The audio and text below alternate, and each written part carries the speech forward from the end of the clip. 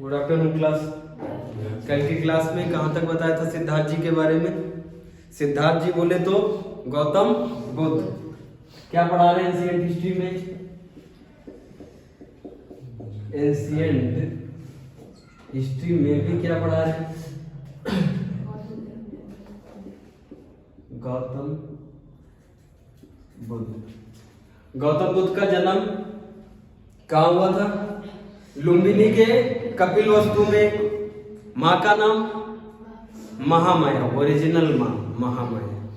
Local माँ प्रजापति। समझ में आया? यहां तक सब क्लियर था ना? इनके पिताजी का नाम सुधोधना और इनकी वाइफ का नाम यशोधरा। यशोधरा नहीं, सुधोधरा। यशोधरा तो रामायण वगैरह में सुना है ना। इनका क्या नाम है? जैसे इनके पिताजी का नाम है क्या? सुधोधना। बस ना हटा दो, रा लगा दो। इनकी वाइफ का नाम है। वाइफ का नाम कोई नहीं पूछता एग्जाम में। वाइफ का नाम वैसे भी कहीं नहीं पूछा जाता है। इनके पिताजी का नाम क्या है? फादर का नाम क्या है? सुधोधना। ध्यान रखना, इनके फादर का नाम आए ना आए, लेकिन इनके फादर के वंश का नाम पूछा जाता है। किस वंश से है ये? शाक्य। शाक्य वंश से। जब इनके पिताजी शाक्य वंश से है तो गौतम बुद्ध भी किस वंश से हुए? शाक्य वंश से हुए। याद रहेगा? क्लियर है? अब देखो, ये कहां पैदा हुए थे? लुम्बिनी। ध्यान रखना, ये कहां पैदा हुए? लुम्बिनी। लुम्बिनी में भी कहां? कपिलवस्तु। तो बताओ, इनके पिताजी कहां के राजा थे? कपिलवस्तु के राजा थे।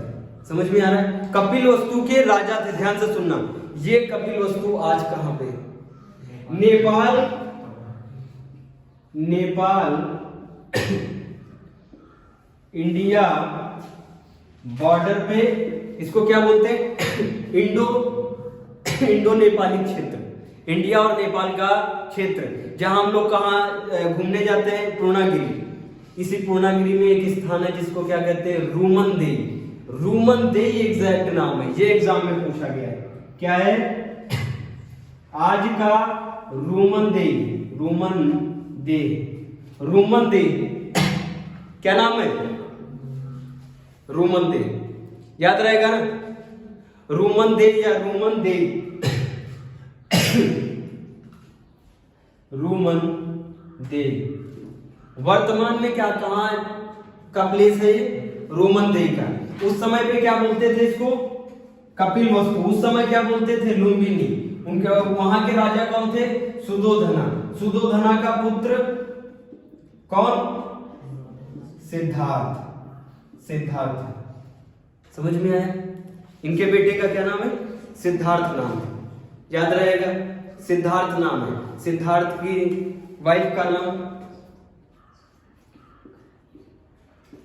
सुधोधरा।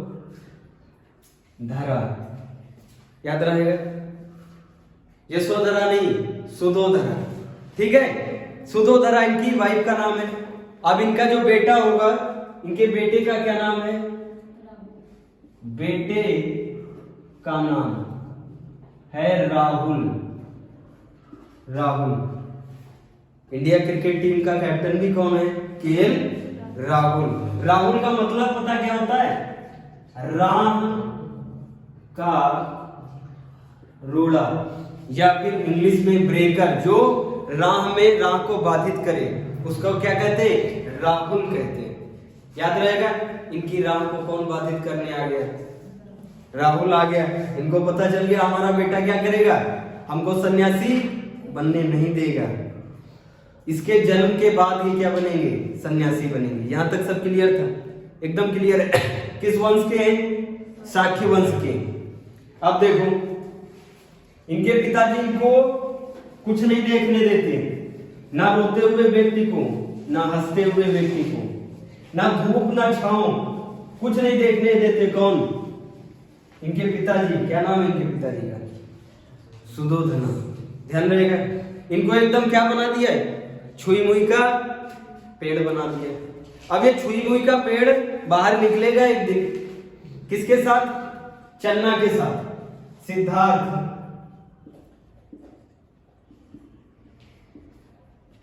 सिद्धार्थ कहाँ जाना चाहते? महल के बाहर जाना चाहते। लुम्बिनी कपिलवस्तु में टहलना चाहते। याद रहेगा ना? प्रिंस का, ये जो प्रिंस है राजकुमार है, राजकुमार कौन है? सिद्धार्थ है। राजा है सुयोधन, उनके बेटे क्या है? राजकुमार। राजकुमार वो तब तक रहता है जब तक पिताजी राजा रहते हैं। उसके बाद इसमें से कुमार हट जाता है और एक डंडा लग जाता है, क्या बन जाते हैं? राजा बन जाते हैं। याद रहेगा? अब देखो, ये राजकुमार कहाँ जाना चाहते? घूमने, अपने महल के बाहर घूमने जाना चाहते हैं। लेकिन बाबा जी ने क्या बता दिया था जन्म के समय कि ये बहुत बड़ा क्या बनेगा? सन्यासी बनेगा। सन्यासी कौन नहीं बनने देना चाहता? इनके पिताजी नहीं बनने देंगे। किसको? सन्यासी। सिद्धार्थ को नहीं बनने देना चाहते सन्यासी। तो ये क्या करेंगे? उसको सारे मोह माया से अलग रखेंगे, पूरा मोह माया देखने ही नहीं देंगे। 19 साल की उम्र में, मात्र 19 की उम्र में क्या करा देंगे? शादी। किससे? सुदोधरा से। सुदोधरा से शादी करा देंगे। अब जब शादी हो गई तो पड़ गई बेड़ी। समझ में आ रहा है? शादी के बाद कौन बनता भाई? सन्यासी। अरे भाई शादी हो गई ना, तब कौन बनेगा? सन्यासी। लेकिन ये बनेंगे शादी के बाद सन्यासी। अब इनका बेटा भी हो गया राहुल। अब कैसे बनेंगे सन्यासी? अभी बनेंगे ये सन्यासी। घूमने जा रहे हैं किसके साथ? सारथी का नाम है सारथी। सारथी का नाम चन्ना। क्या नाम है? चन्ना। चन्ना सारथी। जिस रथ पे, जो रथ चला रहा है उसका नाम क्या है? चन्ना है। रथ जिसके सहारे चल रहा है, किसके सहारे चलता है? घोड़ों के सहारे। उस घोड़े का क्या नाम है? कंथक। घोड़े का नाम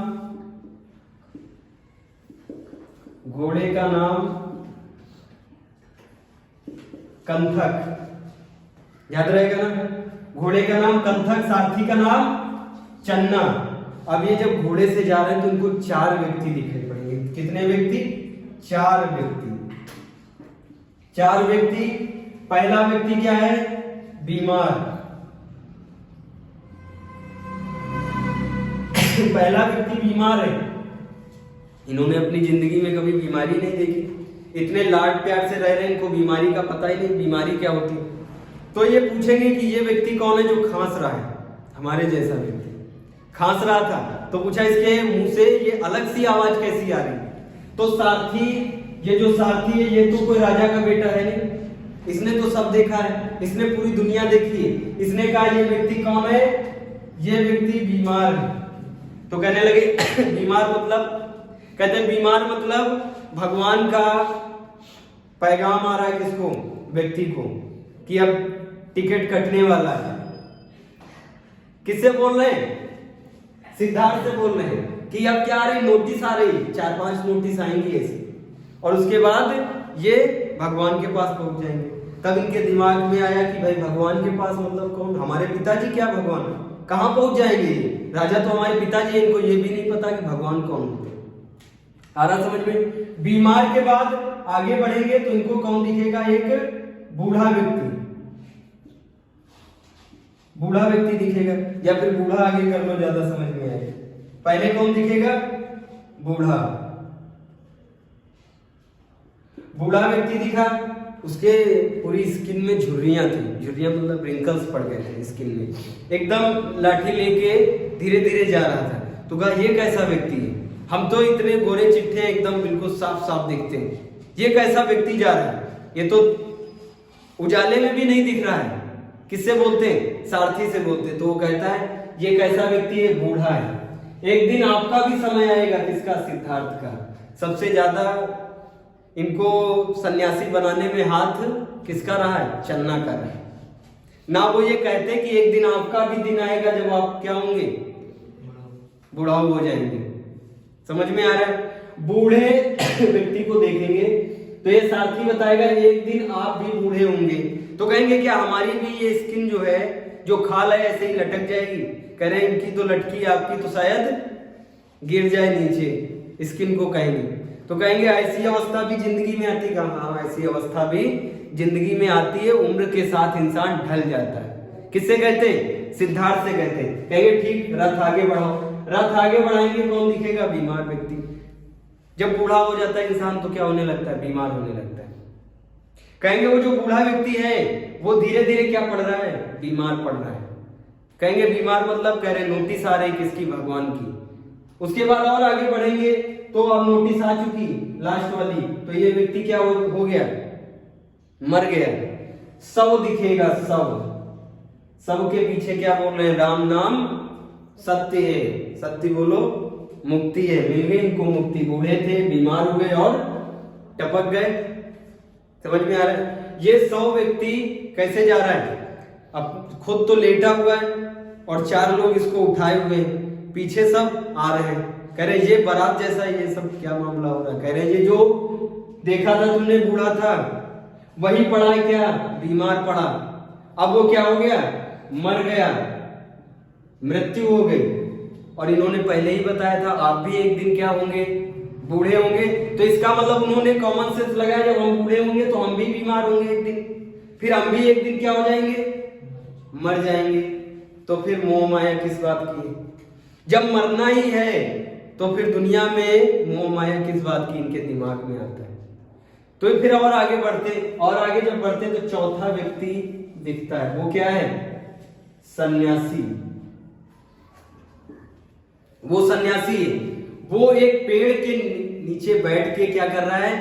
तपस्या कर रहा है। ये व्यक्ति क्या कर रहा है? तपस्या कर रहा है। इसको ऐसी अवस्था भी नहीं है, इसको ऐसी अवस्था भी नहीं है। ये मरा हुआ है क्या? ये मरा हुआ भी नहीं।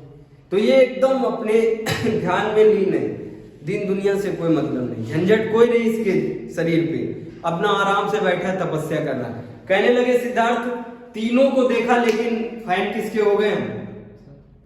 चौथे के फैन हो गए। ये है बढ़िया व्यक्ति, ना झुर्रियां है ना बीमार है, आराम से मस्त क्या पेड़ के नीचे बैठा हुआ तपस्या कर रहा है। तो उन्होंने कहा कि ऐसा करने के लिए बहुत ज्ञान की जरूरत होती। किसने कहा? सारथी ने कहा बहुत ज्ञान की जरूरत है। कहने लगे ज्ञान कहां से मिलेगा? कहने लगे ज्ञान तुमको मिलेगा किससे?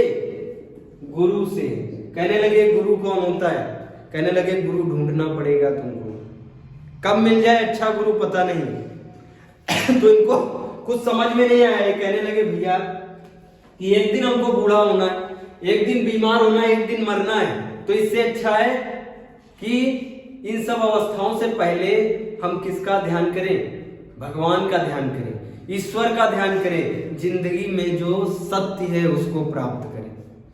ये सन्यासी क्या कर रहा है? सन्यासी हमेशा सत्य की प्राप्ति के लिए बैठा रहता है। सत्य की प्राप्ति, सत्य मतलब समझते हो क्या होता है? ईश्वर। ईश्वर मतलब एनर्जी, एनर्जी मतलब सत्य, सत्य मतलब भगवान, सब एक ही बात है। आ रहा ना समझ में? तो सत्य की प्राप्ति मतलब ईश्वर की प्राप्ति करना चाहते हैं। कौन? सिद्धार्थ। ईश्वर की प्राप्ति करने के लिए इनको क्या करना पड़ेगा? ज्ञान लेना पड़ेगा। ज्ञान लेने के लिए किसका सहारा लेना पड़ेगा? गुरु का सहारा लेना पड़ेगा। बस इनके दिमाग में क्या हुआ? झटका लगा, ये घर वापस आए। घर वापस आए, राहुल को देखा, कहा तुम ही हो जो बन गए थे हमारे राह का रोड़ा, अब हम निकल रहे हैं। किससे बोला? राहुल सो रहा था और सुदोधरा भी सो रही थी। रात के 12 से 12:30 बजे ये फिर से सारथी के साथ निकल गए और नदी में नहा के, वही कपिलवस्तु की एक नदी में नहा के अपने सारे आभूषण किसको दे दिए? सारथी को दे दिए। कहा हमारे पिताजी को ये दे देना जाके। एक कपड़ा किस कलर का? गेरुए कलर का। अरे जो बौद्ध लोग पहनते उस कलर का एक ही कपड़ा पूरे शरीर को उसी कपड़े से ढक लिया और किधर चल पड़े? गुरु की तलाश में, मतलब ज्ञान की तलाश में। ज्ञान तभी मिलेगा ना जब गुरु होगा। अपने मन से सब ज्ञानी बन जाए तो प्रत्येक इंसान ही क्या हो? ज्ञानी हो। ज्ञानी कौन बनाएगा तुमको? गुरु बनाएगा। इसीलिए तो स्कूल भेजा जाता है कि बच्चा क्या बने? ज्ञानी बने। और ये किसको ढूंढने चल दिए? ज्ञान को। और ज्ञान कैसे मिलेगा? गुरु से। अब हर इंसान से पूछ रहे तुम हमारे गुरु बनोगे क्या? वो कह रहे हम बकरी चराते तुम्हारे गुरु, हमको तो पूरी जिंदगी में कोई गुरु नहीं मिला, हम तुम्हारे गुरु क्या बन जाएंगे। चलते रहे। उसके बाद थोड़ी दूर 20-30 किलोमीटर चले, लुम्बिनी के आगे थोड़ी दूर चले और वहीं इनको एक गुरु मिले जिनका नाम था अलार कलाम। प्रथम गुरु पूछा गया एग्जाम में। पूरी स्टोरी आ रही समझ में?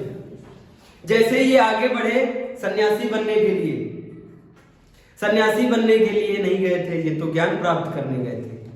जब सबको ज्ञान प्राप्त हो जाता ना, किसी व्यक्ति को जब एक अच्छा ज्ञान प्राप्त हो जाए, जो एक नजर से पूरी दुनिया देख ले, जिसको मोह माया, अरे मोह माया रह ही नहीं जाएगा ना। जब ज्ञान प्राप्ति हो जाएगी तो मोह माया सब त्याग दिया जाता है, अपने आप त्याग जाता है मोह माया। इनका मोह माया सब त्याग गया, समझ में आ रहा है? ये किसकी तरफ चल पड़े? सत्य की तरफ। सत्य इनको कौन दिलाएगा? गुरु। गुरु ही क्या देगा? ज्ञान। और ज्ञान से इनको क्या प्राप्त होगा? सत्य प्राप्त होगा, ईश्वर प्राप्त होगा। वो सन्यासी किसकी पूजा कर रहा है? किसको ध्यान कर रहा है? ईश्वर को ध्यान कर रहा है। जिस सन्यासी के फैन हो गए वो किसकी ध्यान कर रहा है? ईश्वर की ध्यान कर रहा है। और इनको भी किससे मिलना है? ईश्वर से मिलना, मतलब सत्य से मिलना है। इसीलिए तो बोला जाता है जब लास्ट में इंसान मरता है, राम नाम सत्य। ईश्वर का नाम ही सत्य है, पूरा जगत क्या है? मिथ्या है। राम नाम सत्य है, सत्य बोलो तो ही क्या है? मुक्ति है। इसका मतलब सत्य ही क्या है? भगवान है। तो ये सत्य की तरफ चल पड़े। एग्जाम में पूछा जाता है, पूछ ले गौतम बुद्ध किसकी तरफ चले थे? ईश्वर की तरफ नहीं, सत्य की तरफ चले थे। और सत्य ही तो ईश्वर है। समझ में आ रहा है? ये सत्य की तरफ चले। सारथी ने कहा तुमको सत्य तभी मिलेगा, ऐसे सत्य नहीं मिलेगा।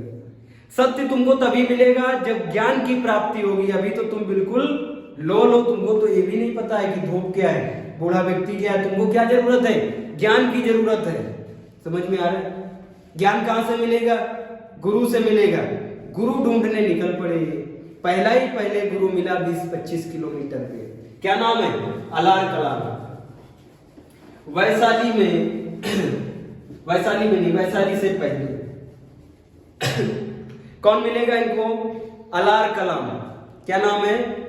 अलार कलाम।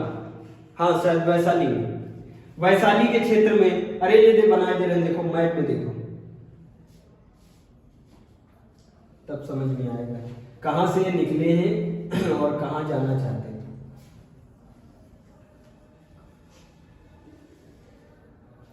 भारत का मैप दिख रहा है? पहले कैसा होगा उस टाइम पे मैप?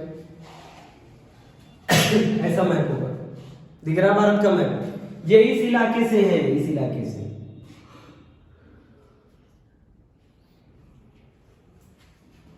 ये है रोम मंदिर, यही जाते हो पूर्णा गेट। नेपाल भी लगता है आगे, इसी के यहां पे है वो रोम मंदिर। इस वाले भाग को क्या कहते हैं? पूछा जाता है एग्जाम में, रोमन देई। यहीं से मिलते हैं रोमन देई के अभिलेख। जो रोमन देई में लिखे हैं शिलालेख, उन्हीं को क्या कहते हैं? रोमन देई के शिलालेख। पत्थर पे लिखा जाए शिलालेख और पन्ने पे लिखा जाए अभिलेख। ताम्र के पत्ते पे लिखा जाए तो ताम्रलेख। समझ में आया? उसी को क्या कहते हैं? रोमन देई अभिलेख। आगे पढ़ेंगे अशोक के रोमन देई अभिलेख। समझ में आ रहा है? इनका जन्म कहां हुआ है? रोमन देई, आज का रोमन देई। आज का क्या? रोमन देई। आज भी वर्तमान में क्या कहते हैं उसको? रोमन देई कहते हैं। उस समय क्या कहते थे? कपिल वस्तु। लुम्बिनी का कपिल वस्तु। वहां से थोड़ा आगे बढ़े, थोड़ा आगे बढ़ के कहां पे आ गए? वैशाली में। कईयों का नाम होता है वैशाली, लड़कियों का नाम नहीं होता वैशाली। वैशाली में आ गए। अब वैशाली में इनको प्रथम गुरु मिलेगा कौन? अलार कलाम। कहां मिला? वैशाली में फर्स्ट गुरु। क्या नाम है? अलार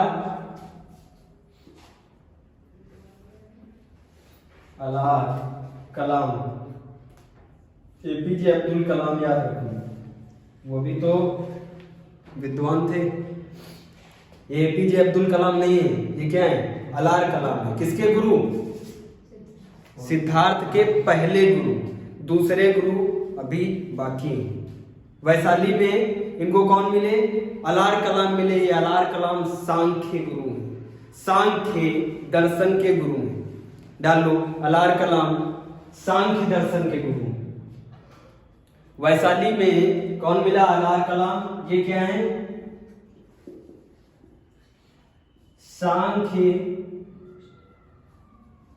सांख्य दर्शन के गुरु। क्या नाम है? अलार कलाम नाम है। कहां चले ये लुम्बिनी, ये वाला क्षेत्र है, यहां पे है वैशाली। वैशाली के क्षेत्र में कौन मिला इनको? अलार कलाम मिले। अलार कलाम को कौन सा ज्ञान आता, कौन सी विद्या आती? किसके गुरु हैं ये? सांख्य दर्शन, सांख्यिकी के गुरु, सांख्य दर्शन के गुरु। याद रहेगा ना? सांख्य दर्शन के पूछा गया भाई, इनके प्रथम गुरु किस दर्शन के थे? सांख्य दर्शन के थे। नाम था अलार कलाम। पहले गुरु अलार कलाम। इन्होंने इनको क्या सिखाया? सांख्य दर्शन सिखाया। सांख्य दर्शन। अरे भाई गुरु के वहां जाओगे तो क्या 24 घंटे तुमको गुरु ही बना, वो तुमको शिक्षा ही देता रहेगा? नहीं, वो कहेगा थोड़ा बकरी चढ़ा लो, अरे भेड़ वेड़ बंधी है ये भी खोल लो, थोड़ा झाड़ू वाड़ू लगा दो। इन्होंने कहा अरे भगवान, ये तो हमको क्या बनाए दे रहे हैं? राजा के बेटे हैं। इन्होंने कभी झाड़ू वगैरह लगाया क्या? नहीं लगाया। लेकिन अब इनसे झाड़ू कौन लगवा रहा है? अलार कलाम लगवा रहे हैं। इन्होंने कहा हमको सत्य का ज्ञान चाहिए। किससे कह रहे हैं? अलार कलाम से। वो कह रहे हैं कि धीरे धीरे सत्य का ज्ञान होगा। हमारे वहां तुम कितने दिन रहो? 10-20 साल रहो, धीरे धीरे सत्य जान जाओगे तुम। ये कौन है? ये ब्राह्मण है, ऋषि है। ब्राह्मण बहुत होशियार होता है। वो इनसे फ्री में क्या करा रहे हैं? काम करवा रहे हैं। कह रहे गाय का चारा थोड़ा डाल देना, पैर दबा दो, ऐसे करके। इन्होंने कहा यहाँ सत्य की प्राप्ति नहीं होगी, हमको यहाँ से निकलना पड़ेगा। और ये निकल गए, थोड़ी दूर आगे गए बिहार के राजगृह।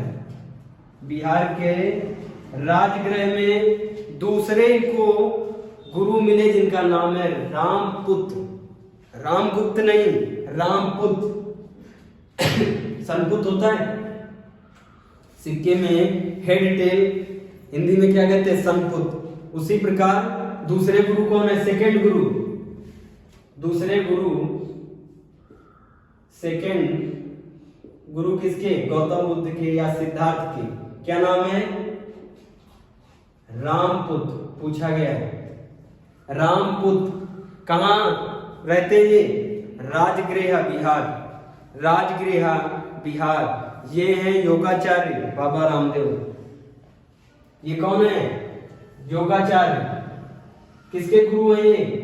योग के, योगाचार्य। पूछा गया एग्जाम में। योगाचार्य कौन है? रामपुत्र। बाबा रामदेव का भी तो नाम देखो है बाबा रामदेव। उसी प्रकार इनका भी क्या नाम है? रामपुत्र। कैसे गुरु? सेकंड गुरु। कहां पे मिले? बिहार के राजगृह। बिहार के राजगृह, स्टार लगा लो। बिहार के राजगृह में दूसरे गुरु मिले। क्या नाम है? रामपुत्र। याद रहेगा ना? योगाचार्य। इन्होंने भी इनसे क्या लगवाया? झाड़ू वगैरह लगवाना शुरू कर दिया। इन्होंने कहा अरे यार ये सब गुरु सब बवाल है, अपना ही ज्ञान सत्य है, सेल्फ स्टडी बेस्ड है, ये कोचिंग वगैरह सब बकवास है ना? इनको आ गया समझ में कि कोचिंग वगैरह सब बकवास है, अपना ही ज्ञान क्या है? बेस्ट है। सत्य का ज्ञान करना है तो अपने अंदर झांकना पड़ेगा। ये गुरु सब बकवास है। ये चल पड़े वहां से।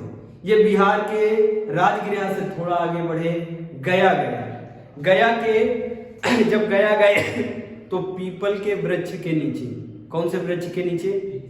पीपल के वृक्ष के नीचे सत्य का ज्ञान करने लगे, अपने आप को खोजने लगे कि क्या हम सत्य हैं, क्या हमारे अंदर क्वालिटी है, क्या हम झूठ बोलते हैं किसी से, सत्य क्या है, भगवान क्या है। इनको सब धीरे धीरे ज्ञान होता गया। जब ये घर छोड़ के चले थे, ध्यान दीजिए, जब ये सारथी चन्ना को क्या दिए थे? अपने आभूषण दिए और क्या कहा? हमारे घर वालों को ये दे देना, हम आज से क्या हो गए? सन्यासी हो गए, आज से हमने घर त्याग दिया। इन्होंने शपथ ली, हमने घर त्याग दिया। त्याग के चिन्ह को क्या कहते हैं?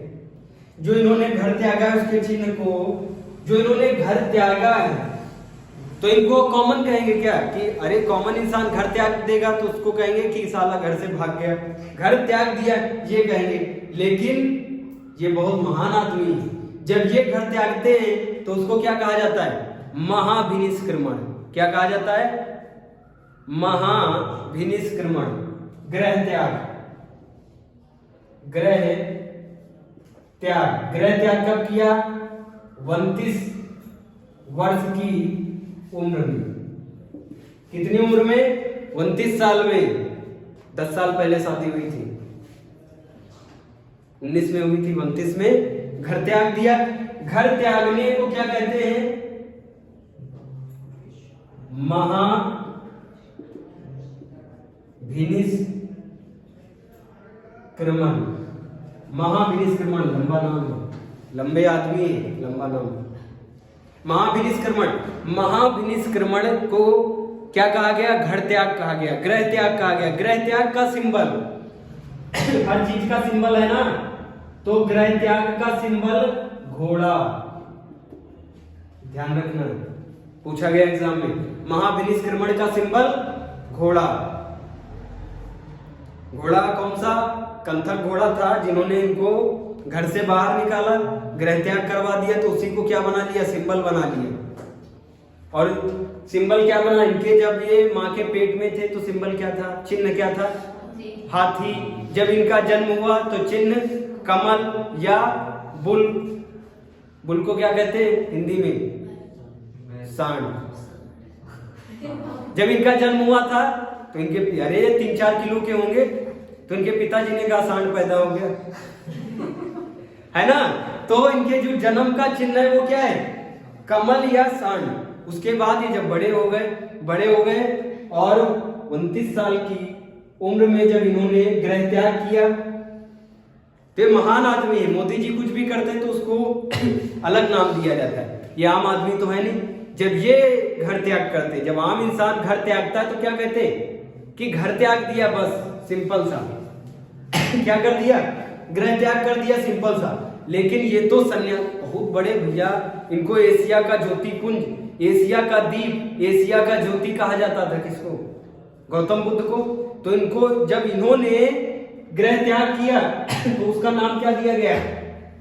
महाभिनिष्क्रमण। ये नहीं कहा गया कि सिद्धार्थ ने ग्रह त्यागा है। क्या कहा? सिद्धार्थ ने क्या किया है? महाभिनिष्क्रमण किया है। क्या किया है? महाभिनिष्क्रमण। और महाभिनिष्क्रमण का सिंबल, चिन्ह क्या होता है महाभिनिष्क्रमण का? घोड़ा। याद रहेगा। महाभिनिष्क्रमण के बाद पहले कहां गए? किस गुरु से मिले? अलार कलाम से। अलार कलाम कैसे गुरु? सांख्य के गुरु, सांख्य दर्शन के गुरु। कहां पे? वैशाली में। उन्होंने इसे झाड़ू लगवाई, बकरी वगैरह चलवाई, है ना। लगातार काम ले रहे थे, इन्होंने कहा इनसे काम नहीं बनेगा, ये गुरु के बजाय हमको चिल्लाई बनाए रखेंगे पूरे उम्र। समझ में आ रहा है? तो इसीलिए ये उन गुरु को, अलार कलाम को छोड़ के रात में निकल गए। फिर इन्होंने कहा किसी और मास्टर को पकड़ना है, बढ़िया, जिसने पीएचडी कर रखी है। किसमें? योग में। तो कहां पहुंचे ये? रामबुद्ध के पास पहुंचे। रामबुद्ध कौन से गुरु हैं? योगाचार्य के गुरु। योगाचार्य के गुरु क्या सिखाएंगे इनको? योगा सिखाएंगे। वो कहेंगे योगा ऐसे नहीं करना है तुमको, भैंस चरा लो, योगा हो गया तुम्हारा। बैल वगैरह चरा लो, योगा हो गया। चारा लगा दो भैंस को, योगा हो गया। ठीक है। इन्होंने कहा ये भी काम नहीं बनने देगा, ये हमको ज्ञानी नहीं बनने देगा। तो ये यहां से भी निकल गए। इनको समझ में आया कि दुनिया में कोई भी गुरु नहीं है। यही तो बात सच है कि दुनिया में कोई भी शिष्य नहीं है और कोई भी गुरु नहीं है। जिसको जो ज्ञान है जब भी मिलेगा तुमको, तो वो गुरु है और तुम शिष्य हो। जब हम बाजार में सब्जी खरीदने जाते हैं, हमको सब्जी का ज्ञान नहीं है। आईएएस अधिकारी है, सब ज्ञान है, लेकिन सब्जी का ज्ञान नहीं है। जब सब्जी वाला हमको सब्जी समझाए तो वो गुरु है और हम क्या है? शिष्य है। तो ये समझ गए दुनिया में तो कोई गुरु है ही नहीं। दुनिया में जब कोई गुरु ही नहीं है तो हम गुरु क्यों कर रहे हैं? हम ही तो हैं खुद गुरु। बस अपने ज्ञान को क्या करना है?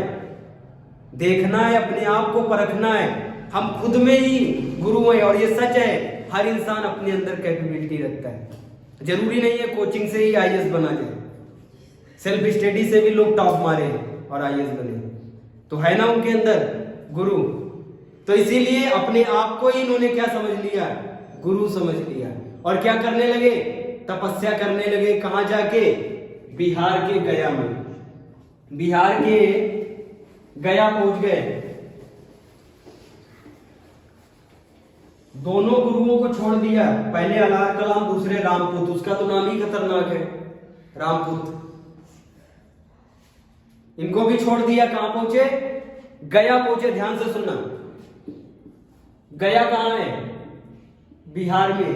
गया कहां है, बिहार में। यही एक वृक्ष लगा था, बड़ा वृक्ष, पीपल के वृक्ष वैसे भी बड़े होते हैं।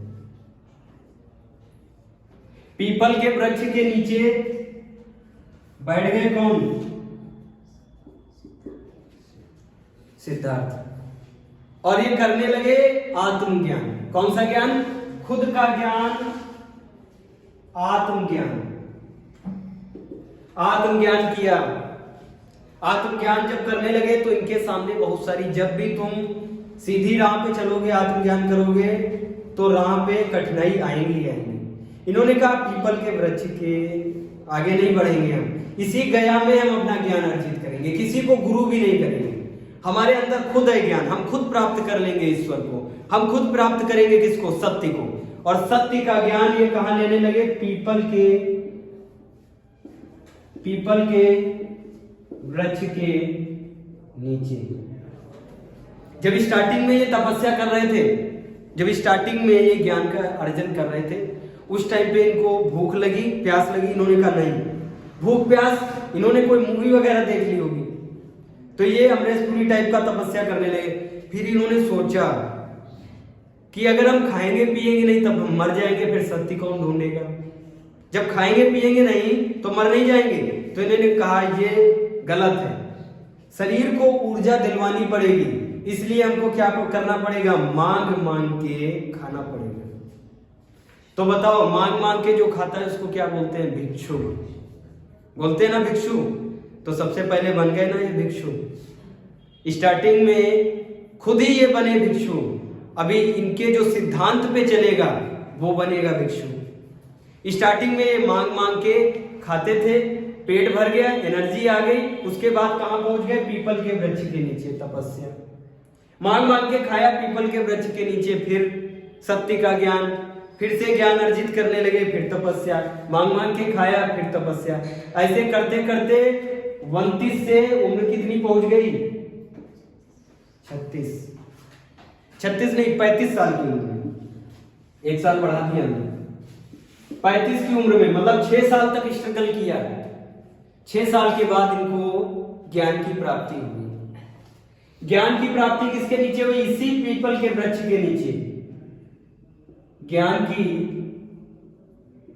प्राप्ति हो गई। किसको, सिद्धार्थ को। कहा अब हम हैं गुरु, अब हम किसको सिखाएंगे, अलार कलाम को। अब हम किसको सिखाएंगे, रामपुत को।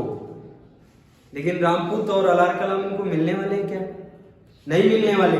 तो ये जैसे ही आगे बढ़े, इन्होंने कहा लोगों से, अब हम हैं क्या, गुरु हैं, अब हम भी क्या करना चाहते हैं, अपने उपदेश देना चाहते हैं। लोगों को हम क्या करना चाहते हैं, पढ़ाना चाहते हैं, ज्ञान बांटना चाहते हैं। और घर का मतलब जो दूर के ढोल होते वही क्या होते, सुहाने होते। अगर ये गया में उपदेश देते तो इनकी कोई उपदेश, इनका ज्ञान सुनता, वो जानते थे यही मांग मांग के खाता था, आज हमको ज्ञान देने जा रहा है, कहते नहीं कहते। इसीलिए ये गया से बढ़ गए कहां, उत्तर प्रदेश में। हर इंसान को उत्तर कहां मिलता है, उत्तर प्रदेश में। तो ये कहां चले गए, उत्तर प्रदेश के सारनाथ पहुंचे। उत्तर प्रदेश के सारनाथ जा रहे थे, ध्यान से सुनना, सारनाथ जा ही रहे थे। बीच में 2 इनको बंजारे मिल गए। बंजारे का नाम क्या है, एक का नाम है भलिक, एक का नाम है तपसू। स्टेट पीसीएस में दोनों लोग पूछे गए थे। सबसे पहले शिष्य 2 बने, एक भलिक और एक तपसू। कौन कौन बना, भलिक और तपसू, 2 शिष्य बने सबसे स्टार्टिंग में, एग्जाम में पूछा गया। ये जा रहे थे सारनाथ।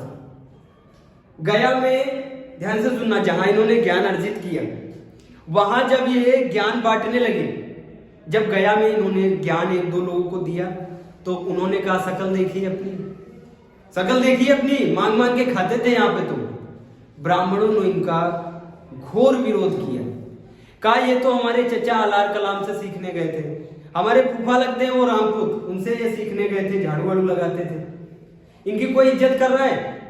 बिहार में कोई इज्जत नहीं कर रहा, गया के क्षेत्र में कोई इज्जत नहीं कर रहा। लोग आते थे, इनको गाली देते थे। 4 लोग आए, इनको गाली देने लगे, फर्जी में गाली देने लगे। भारत की गाली तो जानते हो कितनी खतरनाक होती है।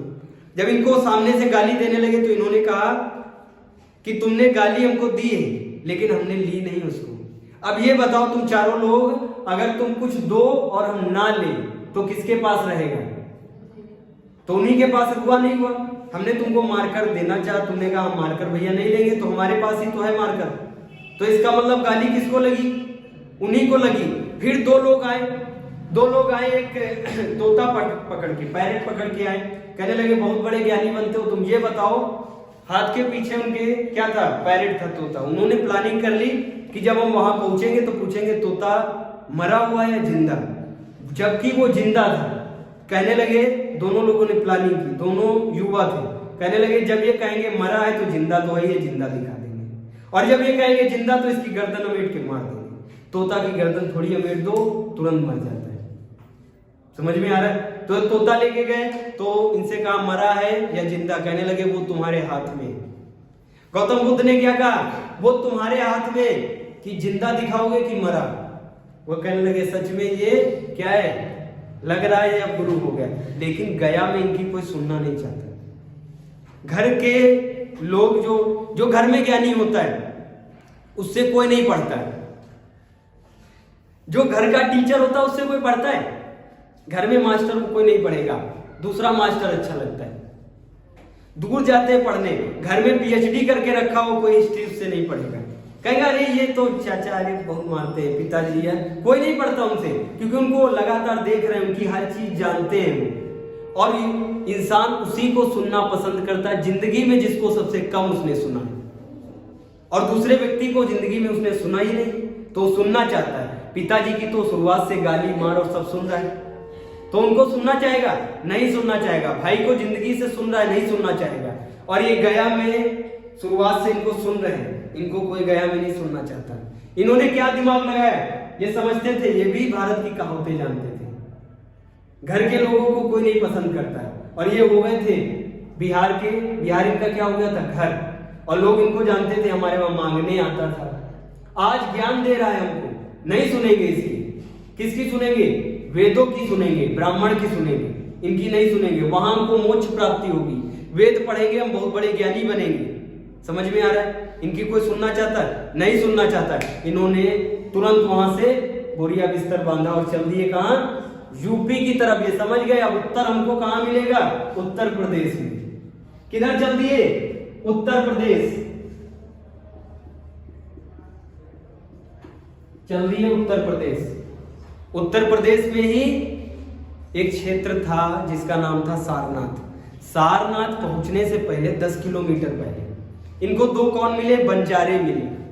कौन? बंजारे। देखना भाई, ज्ञानी को ज्ञान देना बहुत मुश्किल होता है। जो कुछ जानता है जिंदगी में उसको पढ़ाना बहुत मुश्किल है, क्योंकि वो पढ़ा लिखा है। उसको क्या पढ़ाओगे तुम? पढ़ाओगे उसको जिसको ज्ञान नहीं है। और ये जो बिहार है ये ज्ञान की धरती है। वहां पहले से ही सब ज्ञानी थे, इसको ज्ञान की भूमि कहा जाता था बिहार को। बिहार में इनका चलने वाला था मामला? नहीं चलने वाला था। इनको उत्तर कहां मिलता? उत्तर प्रदेश में। तो ये कहां चल दिए? उत्तर प्रदेश के सारनाथ जा रहे थे। उत्तर प्रदेश के सारनाथ जा रहे थे, रास्ते में ही कौन मिल गया इनको? 2 बंजारे। नाम है एक का भलिक, एक का नाम क्या है? भलिक। हिंदी में लिखते हैं, याद रखना, भल्लिक। एक का नाम है भल्लिक और एक का क्या नाम है? तपसू। एक का नाम है तपसू। ये दोनों क्या हैं? बंजारे। क्या है? बंजारे। याद रहेगा ना? ये दोनों सबसे पहले इनको मिले। ये क्या चरा रहे थे?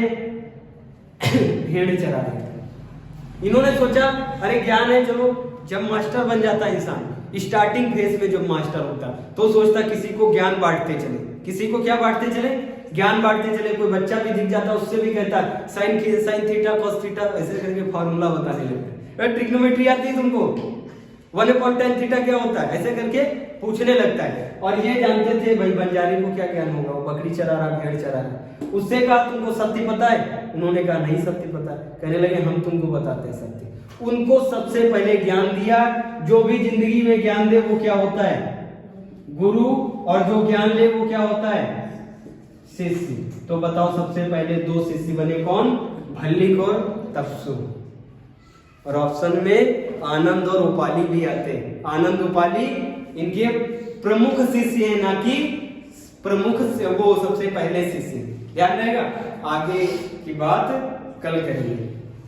ठीक है।